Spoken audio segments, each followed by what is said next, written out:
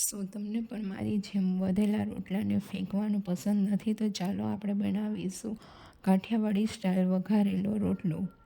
સૌ પ્રથમ રોટલાને નાના નાના ટુકડામાં કટ કરી લેવાનો. ત્યારબાદ એક પેનમાં ઓઇલ, ત્યારબાદ તેમાં રાઈ, જીરું, લીમડો, હિંગ, હળદર, ધાણા જીરું પાવડર, ત્યારબાદ આદુ મરચાંની પેસ્ટ ઉમેરવાની. આદુ મરચાંની પેસ્ટ ઉમેરાઈ જાય ત્યારબાદ તેને થોડી વાર માટે સાંતળવા દેવાની. સરસ રીતે સંતળાઈ જાય ત્યારબાદ તેમાં ડુંગળી, ટમેટાં નાખી થોડી વાર માટે સાંતળવું. સરસ રીતે સંતળાઈ જાય ત્યારબાદ તેમાં છાશ ઉમેરીને થોડી વાર માટે ઉકળવા દેવાનું. મેં અહીંયા થોડું પાણી પણ ઉમેરેલું છે, તમે પાણીને સ્કીપ પણ કરી શકો છો. ત્યારબાદ તેમાં રોટલો નાખી અને સારી રીતે મિક્સ કરવાનું.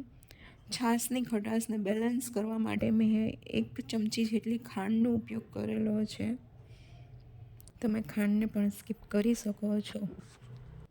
વિડીયો પસંદ આવ્યો હોય તો લાઈક, શેર એન્ડ સબસ્ક્રાઈબ જરૂરથી કરજો. Good bye.